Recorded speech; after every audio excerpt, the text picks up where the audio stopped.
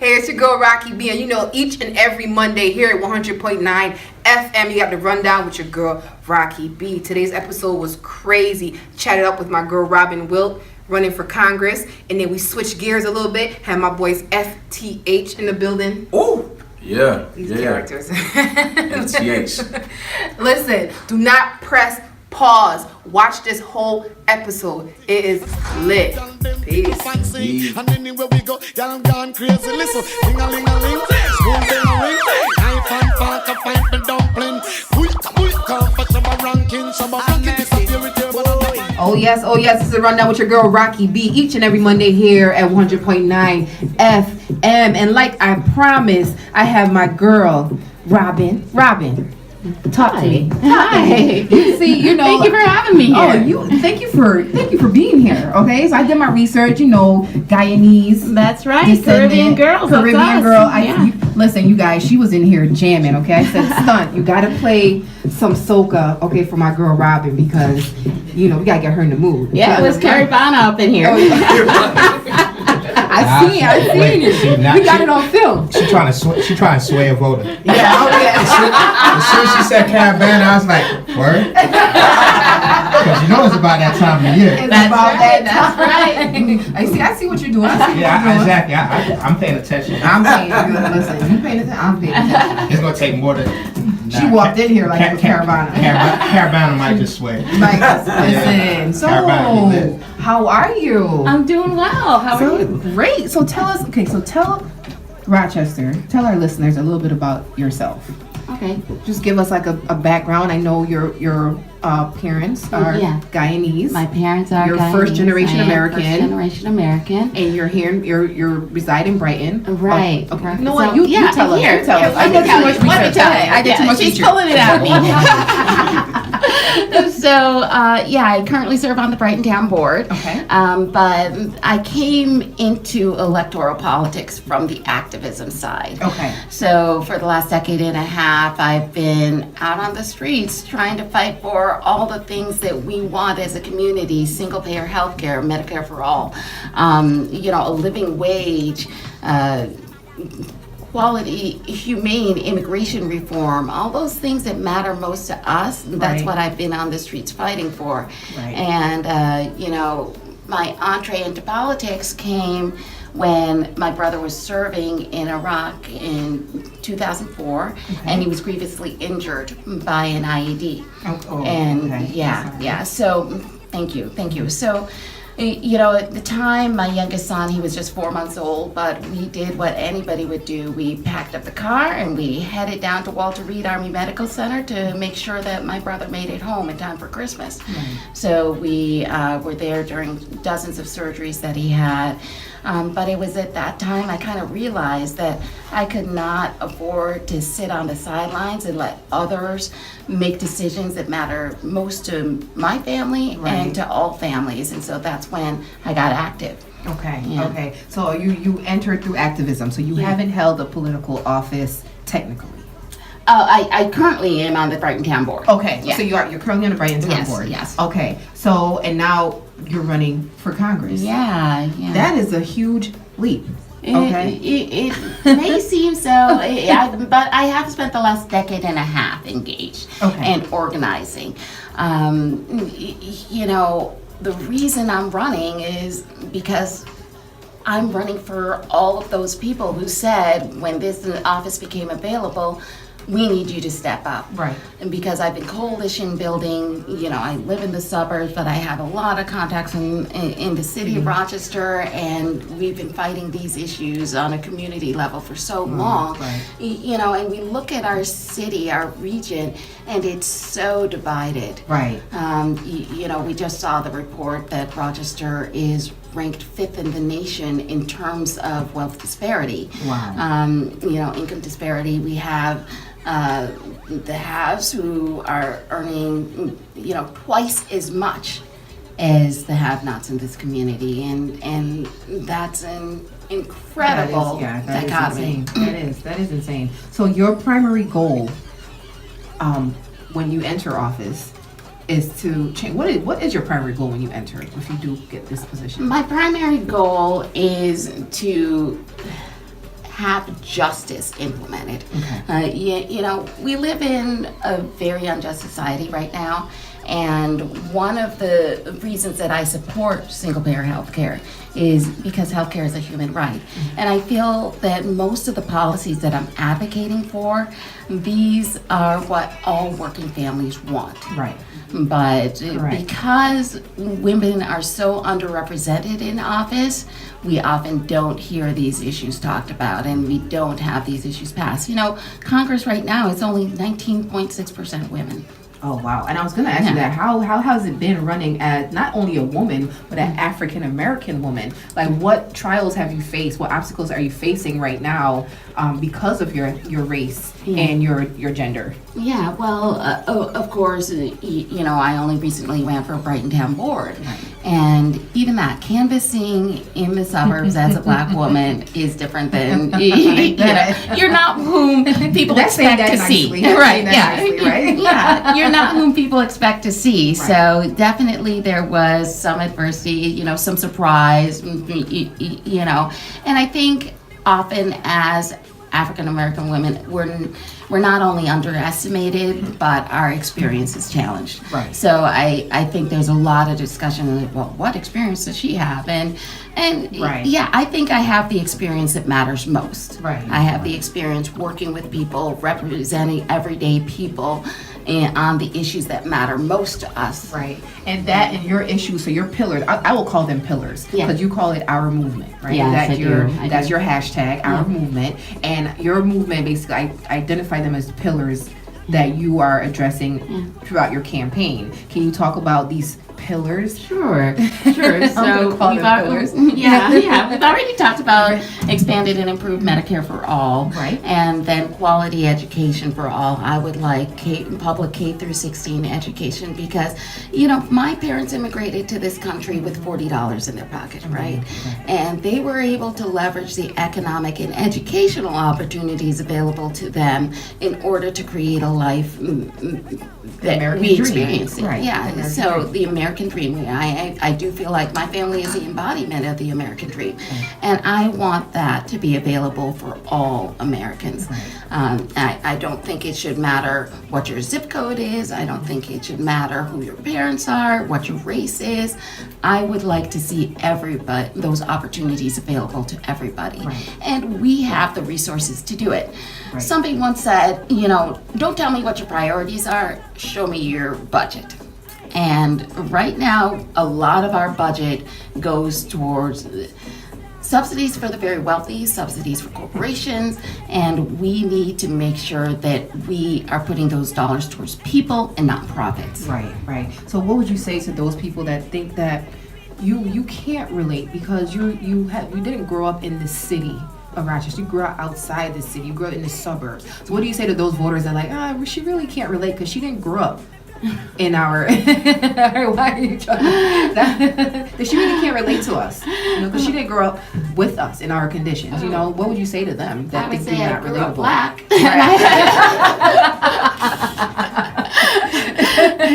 And I think the struggle is real, Right. regardless whether you're in the suburbs or in the city. You know, I was called the N-word in 3rd grade, right? And you know, I was pulled over on the way to my house. We lived way out on Campfield Road in Mendon, practically in Mendon, with Pittsburgh schools, and I was pulled over and Do you know who I am? Right. Yeah, you pull that card. Do you know who I am? Nobody knew who I was.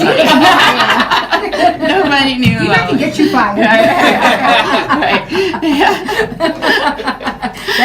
Right.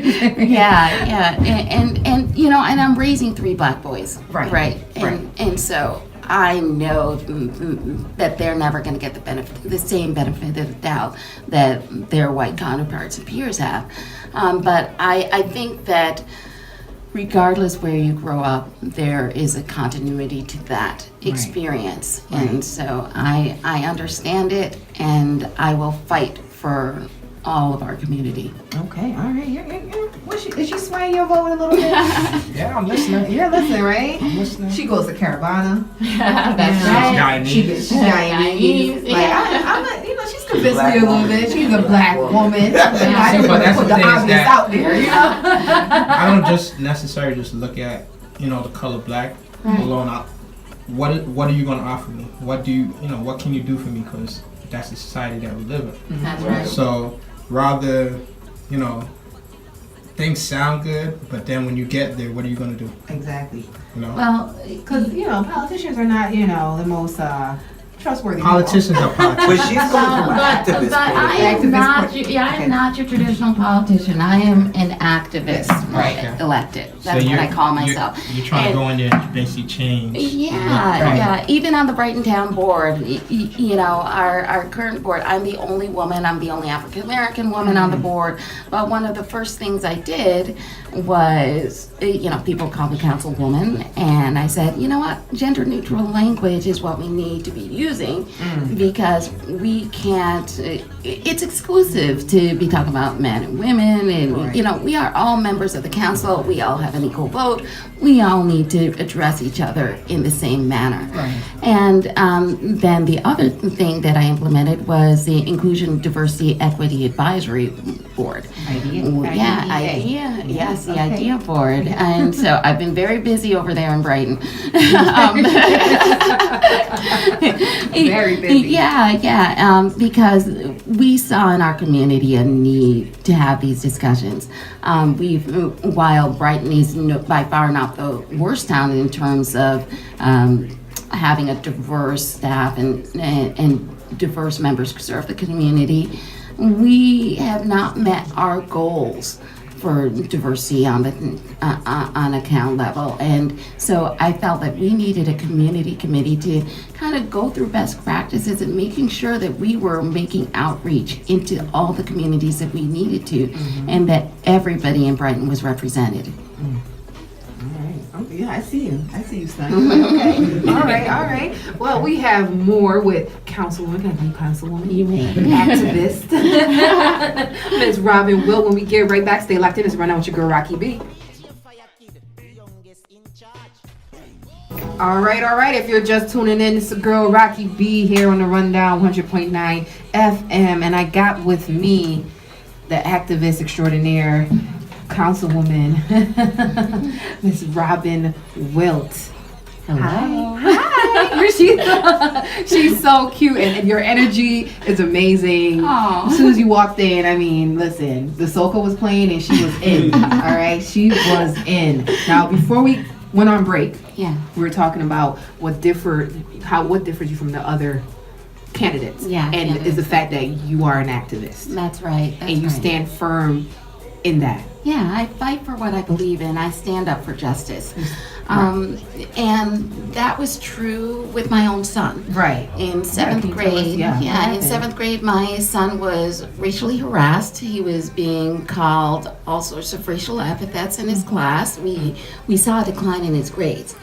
We didn't know what was going on, and one day there was an incident with this other child in the classroom, and I'm a black mom, so I was like, you need to do better. But then it came out that, he had been enduring months of, these racial epithets from this child, and he had rallied other kids to tease my son. And so we went to the teacher. Oh, and they didn't know who they were messing with. Right. They didn't know. They should have known. Like, oh no, we don't want her down here. Yeah. So we went to the teacher. The teacher's response was inadequate. In fact, they wanted to blame my son. My son is on the spectrum, but I can tell you, he can tell when he's being called a racial epithet, but they said maybe he misunderstood. And I said, no, he did not misunderstand. And then we went to the principal, same thing, we got the brush off. Eventually we appealed to the superintendent, and the superintendent stood by the principal. And finally we got a hearing before the school board. And once again, You weren't stopping. we appealed through all levels. We knew our rights. Right. We knew our rights, and we knew that our son was entitled to these hearings. So the school board again backed the superintendent and staff, and so What they didn't realize, but we did because we had read the law, was that we had an appeal to the Office of Superintendent of Public Instruction, and that's in the state of Washington. And so we wrote a letter and set up a hearing, and we represented ourselves because there were no attorneys that would take this case. This was an administrative case, so there's no money in that. But again, we just wanted justice for our child. So we went and made the case, and the judge ruled in our favor. Right. And you could have rolled them over with a feather, right? And this basically is a foreshadowing to what you will do In Congress. in Congress. Absolutely. That I is will significance fight for what's behind this. right. Exactly. Yeah. And we want someone like this, but in our city, like taking. Absolutely. Yeah, we do want someone like this to represent us. That will Yeah. fight for us. Yeah, I think people are tired of the politics as usual. They're tired of the political establishment deciding, what matters most to people. People know what matters most to them, and what we need to do is listen as representatives to Right. what matters most to people and do that. Right. Is- Oh, right. Gee, I felt like she was gonna attack me. Okay. Right. When you get passionate, it's a whole different person. You were in the town boardroom right there. So what would you say to our people, black people? We don't like to go out and vote. We have to be pushed to vote. How would we get our community to actually go out and vote? To those that think their vote Doesn't matter. Like people like myself. Basically, what she's trying to say, how would you be able to convince Racqui? How would you convince Racqui to go out and vote? How would you convince me that my vote matters? Well, I think we are at a crossroads in American history right now. I think there have been several movements that have demonstrated that the voice of the people is starting to be heard. The establishment is getting overturned. We have insurgent candidates across this country.